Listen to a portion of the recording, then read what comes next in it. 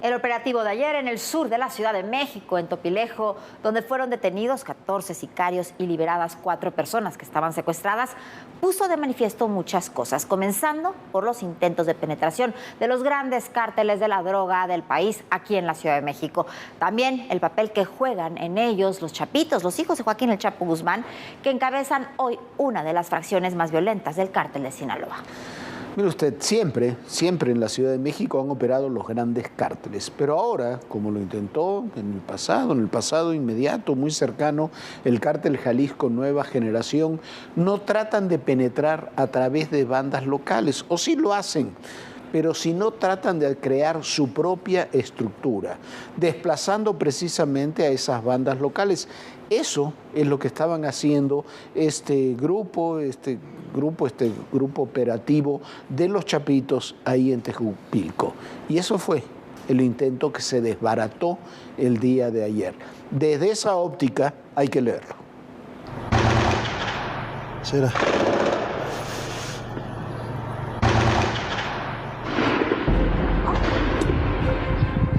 Es parte del enfrentamiento entre policías y civiles armados en un inmueble sobre la carretera federal México-Cuernavaca, a la altura del kilómetro 20. Tenemos 2 lesionados por arma de fuego, 7 detenidos y todavía tenemos copados a unos X2. Se están preparando los elementos para cerrar la pinza y hacer la detención oportuna. Se informó que se detuvo a 14 personas y se aseguraron 10 armas largas, entre ellas una Barrett calibre 50, granadas, chalecos balísticos, cargadores y droga. Los detenidos permanecen en la Fiscalía Antisecuestros de la Ciudad de México y todo apunta a que son integrantes del cártel de Sinaloa por las insignias y placas que les encontraron con leyendas del grupo criminal. Varios de los detenidos uno refirió ser de Culiacán, Sinaloa, otros refirieron ser del estado de Sinaloa, entonces todo indica que es un grupo criminal de esa zona. La agresión de criminales a policías de la Ciudad de México pone de manifiesto la incursión de los grandes cárteles, en este caso de Sinaloa. Estos hombres vinculados con los Chapitos, hijos de Joaquín El Chapo Guzmán, encabezan una de las fracciones más violentas. Así como el cártel Jalisco Nueva Generación, estos dos grupos buscan operar en la Ciudad de México, ya no a través de bandas locales, sino con su propia estructura. En el libro La Nueva Guerra, del Chapo al Fentanilo, el periodista Jorge Fernández Menéndez analiza cómo la Ciudad de México, al ser el principal centro urbano del país, es centro de operaciones del narcotráfico. Los decomisos realizados en la Ciudad de México de grandes cantidades de cocaína pura han llamado profundamente la atención, no solo porque han sido golpes muy certeros de las autoridades de seguridad de la ciudad contra los narcotraficantes, sino también porque confirman que el narcotráfico en la capital del país no se limita ni remotamente al narcomenudeo y a los fenómenos locales con él conectados. El narcotráfico y los grandes cárteles están presentes en la Ciudad de México y operan en muchos espacios. Al ser el principal centro de conexión aérea del país, el aeropuerto capitalino es codiciado y disputado por las operaciones del narcotráfico. No es casualidad que desde el cambio de autoridades aduanales y de seguridad en la terminal aérea, aumentaron los decomisos de todo tipo de droga. Desde hace una década, el narcotráfico en la Ciudad de México comenzó a crecer. Las bandas criminales evolucionaron a organizaciones con un potencial mayor. Grupos como la Unión Tepito, responsable del incremento de violencia en la Ciudad de México de 2017 a 2019, operan en el área metropolitana a través del narcomenudeo, robo, secuestro, extorsión, trata de personas y prostitución. El poder de estos grupos absorbió a bandas y pandillas que operaban de forma autónoma, pero al mismo tiempo los grandes cárteles establecieron alianzas para proveerlos de droga. La disputa entre los cárteles locales y la llegada de Omar García Harfuch a la Secretaría de Seguridad capitalina permitió desarticular a las células criminales de narcomenudeo y reducir el poder operativo de los grandes grupos. Las operaciones fuertes iniciaron con la Secretaría de Marina y con la Secretaría de la Defensa Nacional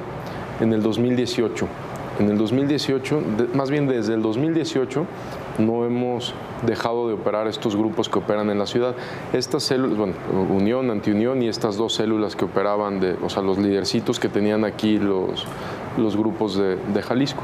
En la Ciudad de México se tienen identificados 15 grupos delictivos generadores de violencia, los cuales se debilitaron por medio de detenciones de objetivos prioritarios y desarticulación de sus células. En abril, la Secretaría de Seguridad reportó que el principal cártel afectado es la Unión Tepito. En total se han desarticulado 156 células que pertenecían a los 15 grupos criminales que operan en la capital del país. Para ADN 40, Fuerza Informativa Azteca.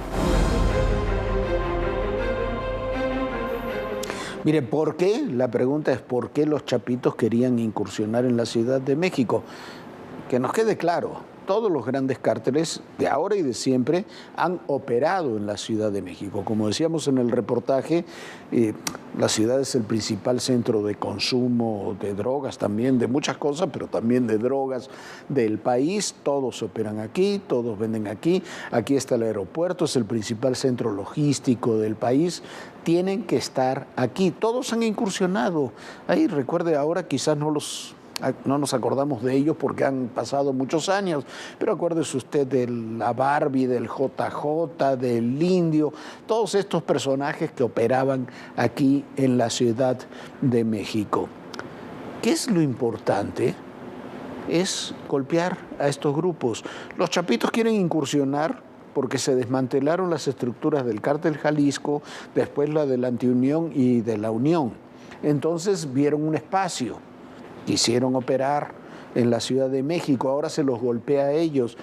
Nadie, lo decíamos ayer y lo hemos dicho 1000 veces, nadie en temas de seguridad descubre el hilo negro.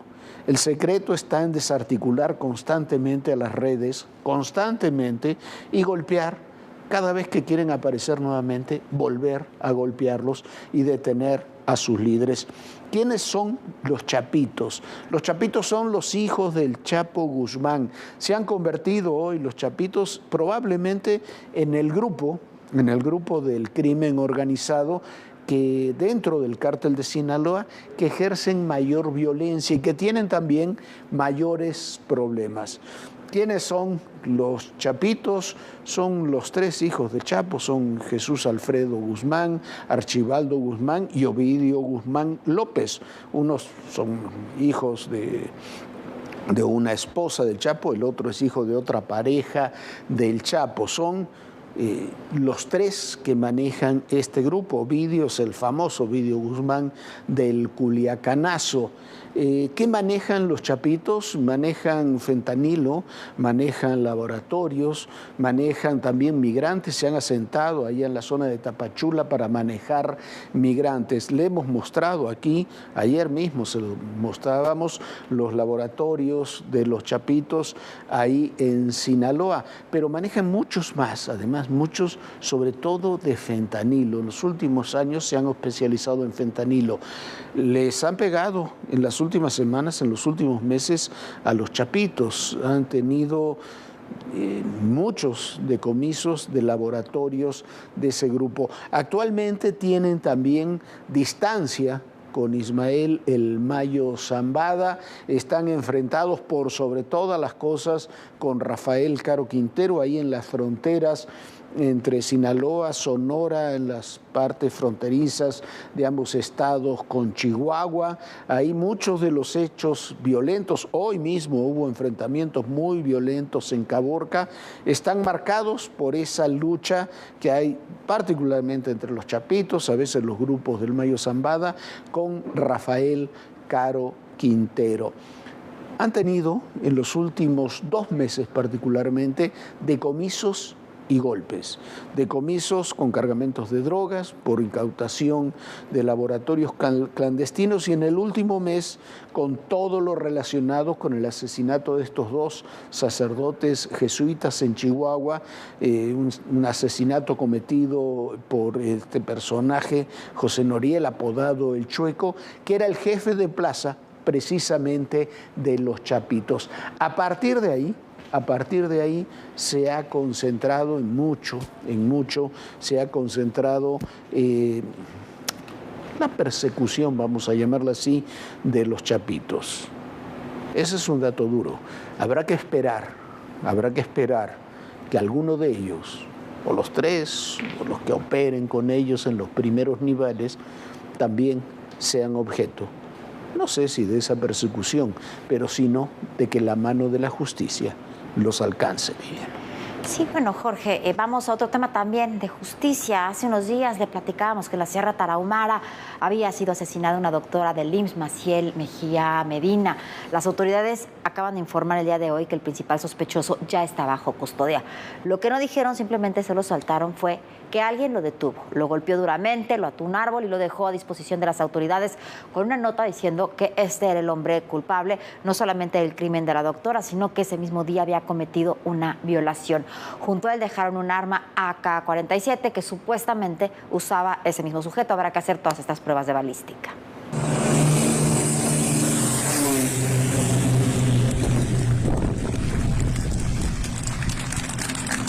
Con globos blancos y aplausos, pobladores de San Juanito, Chihuahua, despidieron el cuerpo de la doctora Maciel Mejía Medina. En una avioneta lo trasladaron a Guasave, Sinaloa, de donde era originaria. Ahí le esperan familiares y amigos. La doctora, de 38 años, trabajaba en el Hospital Rural Bienestar del IMSS, en el municipio de Bocoina, en la Sierra Tarahumara. Era anestesióloga. La madrugada del 11 de julio fue asesinada en su casa. Vivía sola en el barrio La Pista de la localidad de San Juanito. Maciel era madre soltera. Dejó a su hija de 5 años al cuidado de sus padres en Guasave. Su familia se alistaba para recibirla este martes para asistir a la graduación de su hija. Para el fiscal general de Chihuahua, la muerte de Maciel es un hecho aislado y no pone en peligro a los médicos. Esto es un hecho aislado, desgraciadamente, de un sujeto que, pues como ya les dije, estaba bajo el influjo de las drogas y del alcohol, pero no es un hecho que represente un riesgo para los médicos, enfermeros, para todo el sistema de salud de la zona cerrada. Sin embargo, los médicos del estado aseguran que no tienen garantías para realizar su trabajo. Es muy penoso que al día de hoy, con todas las autoridades y la fuerza del estado habitando allá, hayan asesinado a una doctora. Hay una lógica muy tonta que las autoridades están promoviendo y salen a decir, es que mataron a la doctora en su casa, no tiene nada que ver con sus funciones. Eso es una tontería. El presunto responsable del asesinato está detenido, pero no por las autoridades. De hecho, la policía lo halló amarrado a un poste. Estaba golpeado. Junto a él, un fusil AK-47 con el que presuntamente le disparó a la doctora, y un cartel en el que se le acusa de matar a la anestesióloga y de abusar sexualmente de otra mujer en el mismo poblado. El sujeto es identificado como Juan A., de 18 años. Permanece detenido en un hospital local.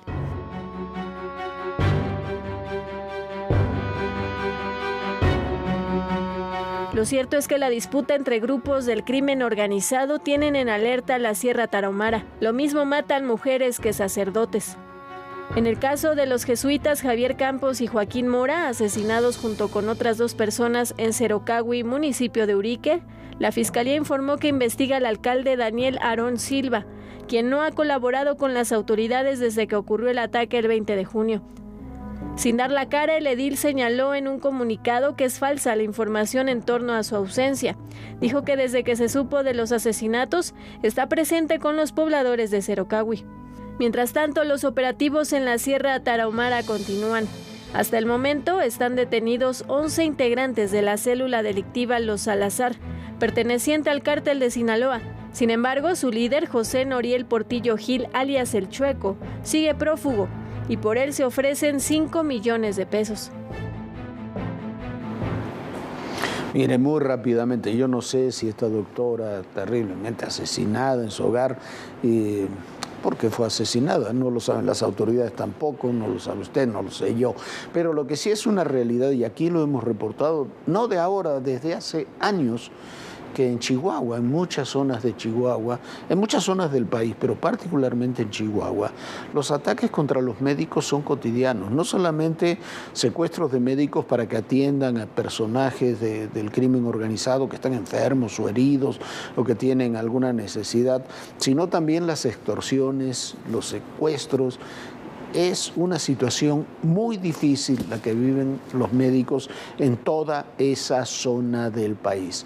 Puede ser que el asesinato de la doctora, como decía esta persona que entrevistamos, no haya tenido nada que ver, pero es muy sospechoso, es muy preocupante que en pleno despliegue de todas las fuerzas locales y federales en la Sierra Tarahumara se pueda matar con tanta impunidad a una doctora en su casa. Hay que ponerle un nombre, un rostro. Que Ucrania está siendo invadida y que vienen todas las demandas internacionales. Una ciudad tan complicada como es la Ciudad de México. Ya llegamos a Aguililla, esta ciudad, la entrada a la Tierra Caliente.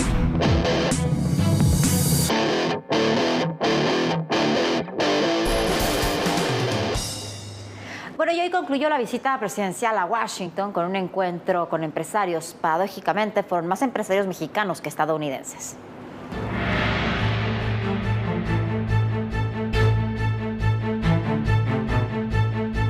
La visita de López Obrador en Washington, D.C. culminó en un desayuno con empresarios estadounidenses y mexicanos. El mandatario escuchó las inquietudes principalmente de quienes están en el sector energético. La cita fue en el Instituto Cultural Mexicano.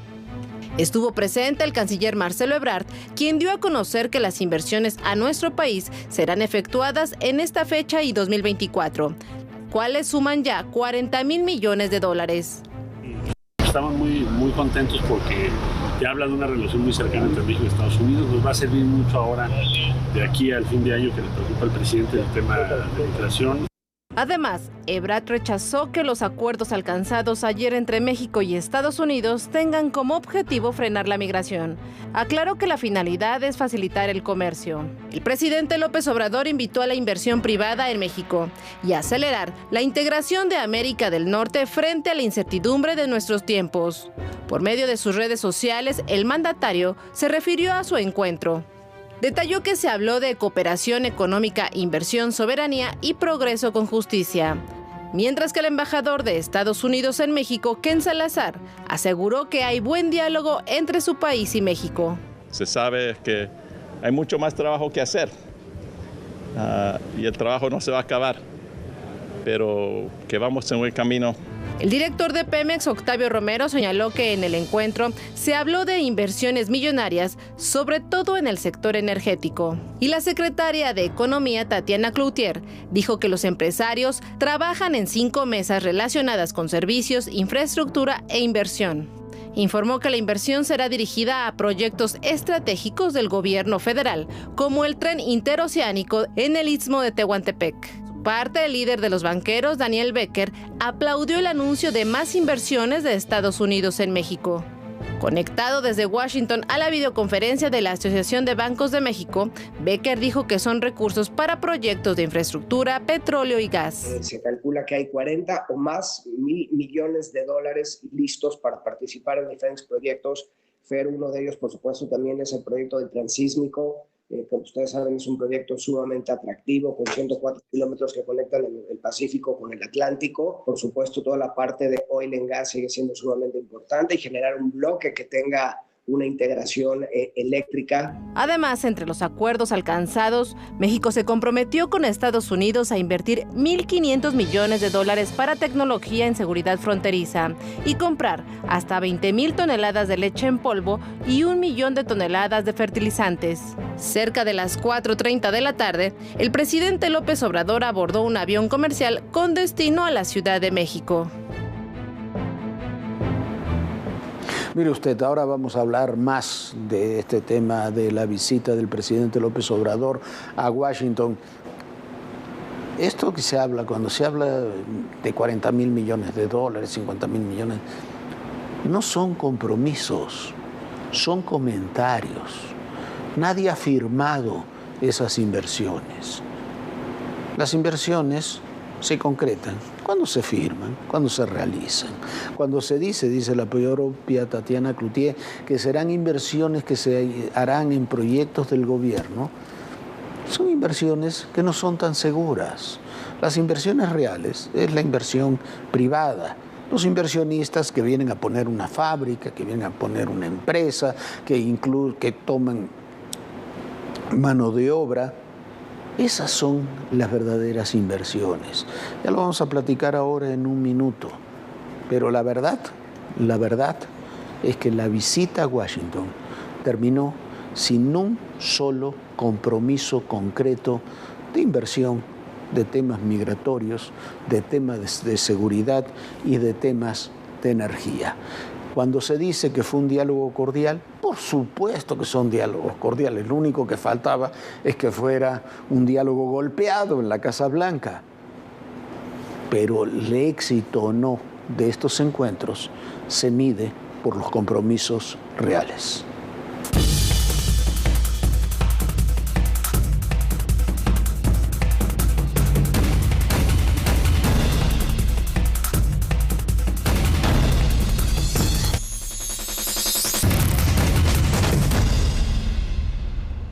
Bueno, y continuamos con algunos capítulos de la visita a Washington que nos parecen bastante significativos. Primero, no hubo ningún acuerdo importante, como bien les decía Jorge. Se habló de muchas cosas, pero no hubo acuerdos reales o temas que nos hubieran tratado en otras ocasiones. También ninguno de los temas que se trató el presidente López Obrador fueron respaldados. Todos los temas que trató el presidente López Obrador, ninguno fue respaldado por el presidente Joe Biden. No hubo acuerdos en el ámbito comercial, tampoco en el ámbito energético migratorio. Sí hay mesas de trabajo y hay muchas mesas, pero la verdad terminó siendo una visita desangelada, incluso en términos de la agenda. Lo decíamos el lunes.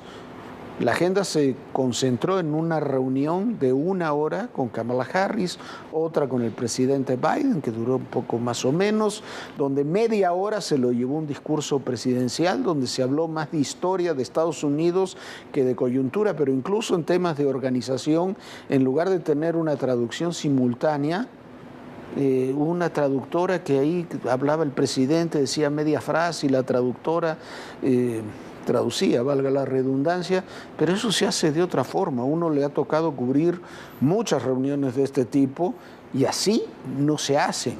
Tampoco se reunieron las comitivas como se había anunciado. No llegó, porque no llegó a la Casa Blanca, ni a la reunión, ni siquiera a ver al presidente López Obrador, el secretario de Estado, Anthony Blinken. No hubo comida con Biden. El presidente López Obrador en la agenda no tuvo ni comida ni cena con invitados especiales. En este tipo de giras se pelean los tiempos de la gira y suelen estar ocupados todo el día. Esta vez no fue así. Fue la reunión con Kamala, la reunión con Biden y después 2 pequeños homenajes, uno a Martin Luther King. Eso no alcanza. Biden obviamente no iba a ir a la reunión, como decía la agenda presidencial con los empresarios que se realizó el día de hoy, porque ayer mismo partió a Israel y Arabia Saudita en una visita estratégica para los intereses de los Estados Unidos. Los empresarios estadounidenses de primer nivel que participaron, por lo menos con la información que se distribuyó en México, solamente fueron 2. De primer nivel hubo más empresarios mexicanos que estadounidenses. Después sí hubo muchos, pero eran de cámaras de comercio, de otro tipo de características. Y después de todo esto, dicen que los desaires, como el de la Cumbre de las Américas, lo de Julian Assange, la Estatua de la Libertad, la amistad con Cuba, el no tomar claramente partido en la invasión rusa a Ucrania, que esos desaires no pasan factura.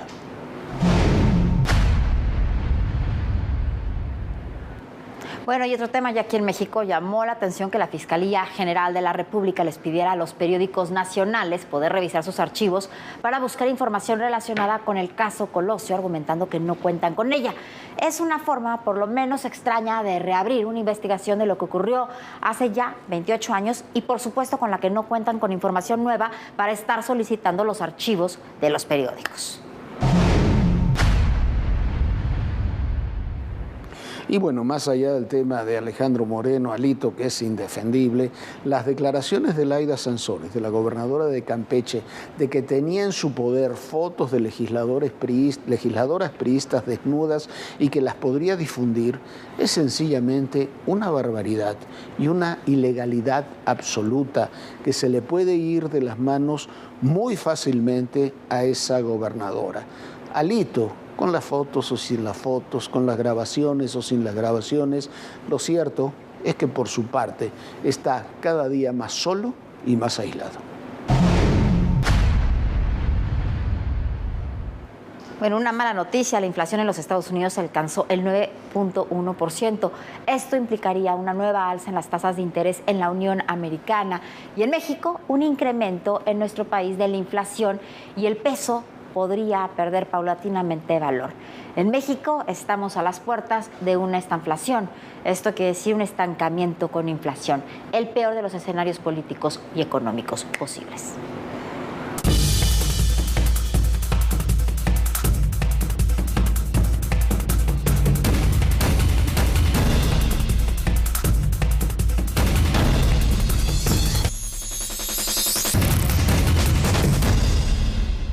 Pues ya con esto nos vamos. Muchísimas gracias por habernos acompañado. Por supuesto, usted puede escanear con su celular facilísimo este QR que está aquí, este símbolo QR, y lo lleva directo al canal de YouTube de ADN 40, donde hay muchísimos reportajes, información, muchísimo material, todas las cosas que hemos hecho especiales de hace ya muchísimos años, que bueno, no voy a encontrar en ningún otro lugar más que aquí en este QR y en esta plataforma. Y en verdad son trabajos que han costado mucho trabajo hacer. Hemos llegado a las zonas más escondidas de todo el país y ahí lo puede ver. Muchísimas gracias por habernos acompañado y ya nos vamos, Jorge Fernández.